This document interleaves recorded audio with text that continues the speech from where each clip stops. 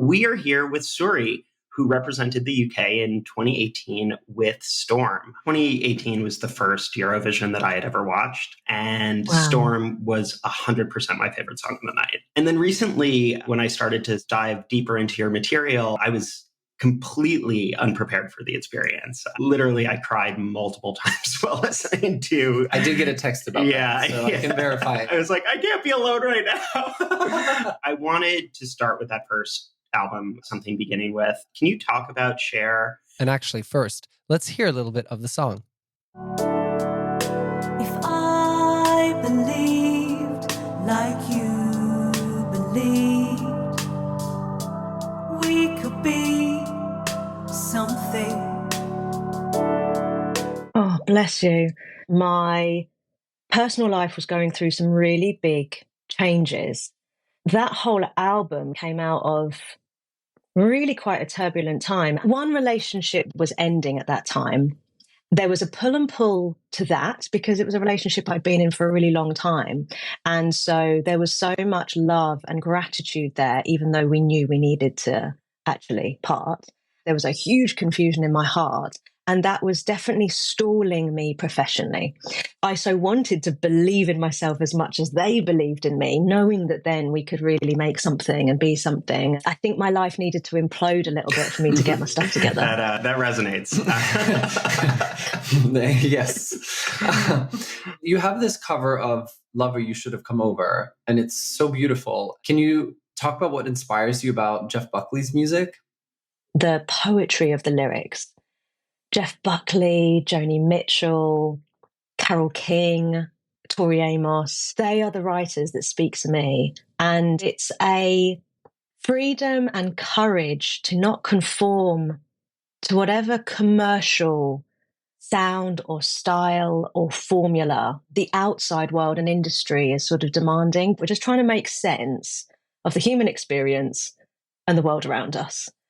And there's a hell of a lot to try and encompass with that human experience and the world around us. I do feel a hell of a lot. And I think perhaps with the imagery and the metaphors, it's easier to put it like that rather than articulate some of the experiences that we have. Moving to Eurovision, 2018 wasn't your first time at Eurovision. I graduated from the Royal Academy of Music and was invited to audition for a troupe of backing singers and dancers for Loïc Notet, who was going to represent Belgium in the 2015 contest. They thought that we would have the sort of skills that Eurovision might require, sort of a musical theatre stamina, being able to sing, dance, do that stadium experience with all the intense rehearsal schedules. And he was right. I didn't yet know what Eurovision entailed, but it does take an athleticism with your vocal health, with your physical, mental health, everything.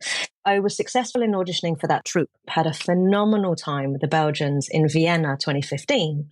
Right. 2017, I was invited back to be a part of that with Blanche and City Lights. Performing on that scale, on that stage, is like no other thrill. And so, of course, I got a fire in my belly of, well, I'd love to do this, not just in the background. It was at the 2017 contest that I was fortunate enough to meet some of the BBC lot backstage and just started chatting and started working through the rest of 2017 as a songwriter for them. And things just happened that by the end of 2017, I received a call I was not expecting to consider being one of the participants for You Decide 2018. So this episode is about production and spectacle at Eurovision. And one thing that we talk a lot about on the show is how Eurovision needs a specific kind of song. I was thinking a little bit about what that must have been like as an artist. There were certainly times of confusion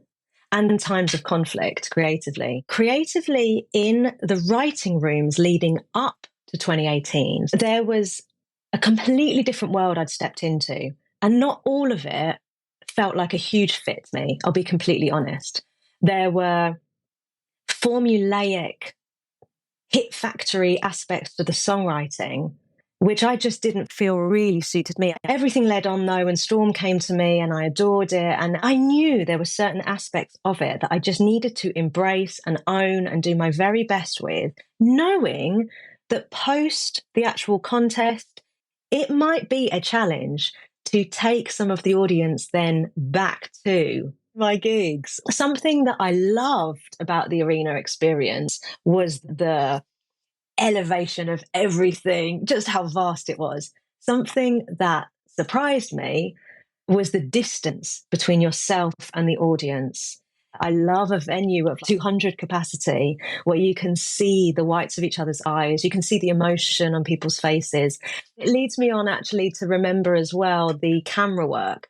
So that was definitely new as well, that although Eurovision is this phenomenal live show, so many people watch it as a TV show, as a broadcast. And for me, that challenge, which was a brilliant one, I loved it, of working the cameras and letting that vulnerability show. It was always really real for me. As we're talking about Eurovision production process on this episode, one thing we also discuss is when that sort of machine stops, as it did when your performance was interrupted. Can you talk about that moment, how it felt and how you were able to push forward? It was so surreal. Everyone had invested so much in this 3-minute performance being production-wise perfect. Anything to go slightly awry, we were all so invested in that personally. I remember a light bulb not working on one technical rehearsal, just one of the lights didn't come on, and we were up in arms like, this is awful, we must fix it, this is the worst thing that could ever happen. None of us could have expected this uninvited guest on the actual grand final. What you don't see, because the camera's cut away, is when security wrestled the guy off stage, the microphone came out of his hands and just rolled back to my feet. It was very strange. It just rolled back to me. Honestly, it was bizarre. It comes back to my feet, I pick it up, and I come back in on hold your head up, don't give up, right? Spread your love. You could see in my eyes how fired up I was. I was livid. I was fuming that something had interrupted this moment, but the adrenaline that I felt charging through my body, helped also by that crowd who were screaming so much love at me and roaring these lyrics. I remembered the last 30 seconds of the track way more than the 10 seconds that were slightly less than an ideal. I just feel like as an artist in that moment, you're navigating choreography, camera work, song, all that stuff. Someone comes up and like takes the microphone out of your hands. Are you even able to process what you think is happening? Because of the blinding of the lights, I did not see him approaching, which is a good thing. I don't think you want those slow-mo seconds of like someone running towards you.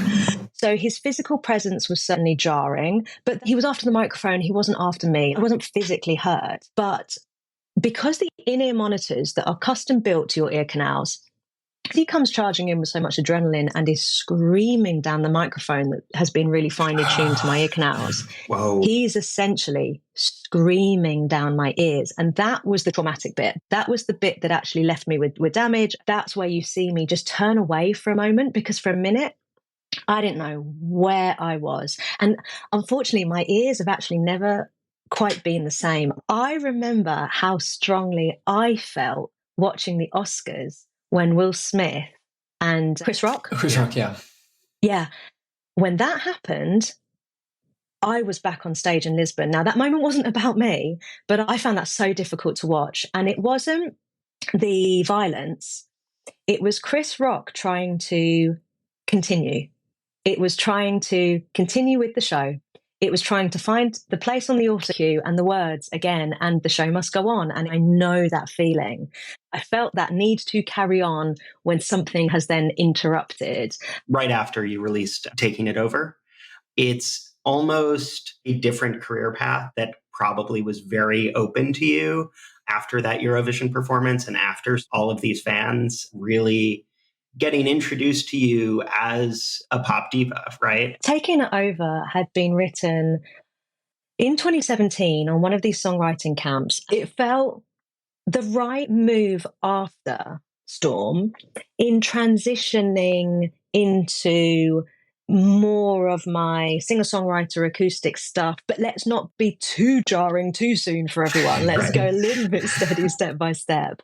There were aspects of Eurovision which, of course, introduced me to how the tabloid media works when you go for a real commercial route. There were certainly meetings that happened after Lisbon where agencies and big labels and big wigs in the industry wanted a bit of me and wanted to jump on that bandwagon. But the offers that they were pitching to me were quite lucrative, but not appealing at all. I did not want to be spread in Hello Magazine, this victim, how hurt he has made me. That didn't suit me. I just wanted to get back to the drawing board and write some new music. The EP you released in 2020, Rye, really felt like SuRie from the beginning back again. The song, I think, in particular, is such a gut punch. This kind of 1 foot in, 1 foot out, knowing that something is not what it should be, but also this real recognition of the pain of what leaving it is going to be.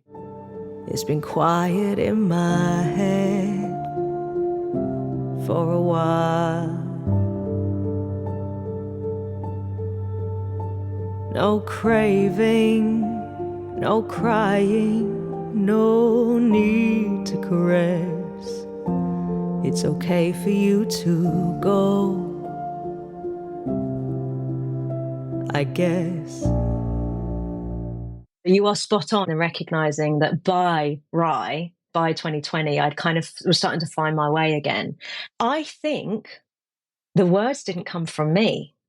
Now, Björn Dobelara, who has been my producer, they are his words. Now, he's been my closest creative collaborator and person for years now. And actually, to come full circle with your very first lovely question about Cher and something beginning with this connection with Björn, and he seeing something in me and recognizing something in me as an artist that I wasn't ready for yet, or was resisting or reluctant for, but actually Cher is also about him. So that kind of gives you full circle the answer you were asking. Oh my God, amazing. The thread is so clear between those two songs. It's him. It's him. I love that you picked out that track out of all of the songs that you could have. And we come to Building a Woman. The first two singles, they ask these really big existential questions. They're kind of like two sides of the same coin. When All Goes Quiet feels like it's about all you miss when you're constantly running, and Treading Water is this fear of not doing enough with the time you've got. But they both get at the question of how we should live our lives. They are questions I am constantly asking myself, and I do not have the answers for, and I'm working it out like any of us are. When It All Goes Quiet certainly had strands of fame, conversations, and questions over that as well. My ambitions are different to the 18-year-old SuRie who thought fame was the thing. And now I really know that making a living out of making music and traveling the world is the most privileged thing. Expanding out to the rest of the album, I think what made it so emotional listening to your work chronologically like that was that there really is this kind of hard-won hope in it that you don't have quite so much in something beginning with, right? I kept thinking of The Right Yellow and Man with a Map as sort of this answer to like Cher or Empty, that yes, it is kind of, but no, that it is hard to be loved. But there's a confidence in this album of finding that connection. Like, yes, I know where I'm at. Yes, I might need time, but I ultimately will get there. I want to find a way not to feel so alone. Guide me out of these woods, I'm getting cold.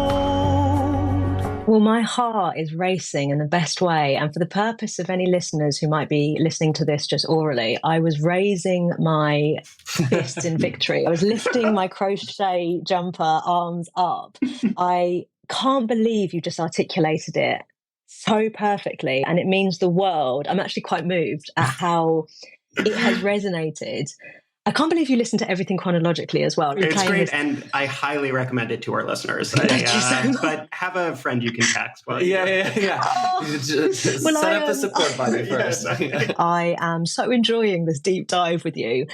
I am in a completely different place to the place where I was with Something Beginning With. The Right Yellow epitomizes me right now. I know the world is a completely mucked up place. I still desperately hold on to hope. And the fact that you mentioned Man with Map, because again, that song is about Björn.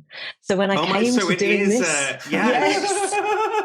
I was like, I feel like this is the next step of this thing, and I know I'm in a particular emotional place, but that's amazing. So that person who can be that compass for you personally, professionally, creatively, emotionally, whatever, and have that map and sometimes point you in the direction that you may not even know that you need to go on. Björn is that person for me. And that song came from realizing that. I love that you picked out that track. From a British perspective, for a long time, it has been this idea that, well, no one's going to vote for the UK. I feel like a lot of people tried to use the result as a way to almost coax you into being negative about Eurovision. Something I've always really appreciated in seeing you in interviews is that you never fall for that. Is this the truth? I had the best time of my life. There were 10 seconds that were slightly challenging, but taught me so much about myself as a human, showed me so much goodness in the people around me. I had the best time of my life. SuRie, thank you so much for this. It has been the most joyful. It's been so lovely deep diving Likewise. and discussing all this stuff with you. Honestly, I can't thank you enough. Thank you for your openness. All the mysteries of the Eurovision.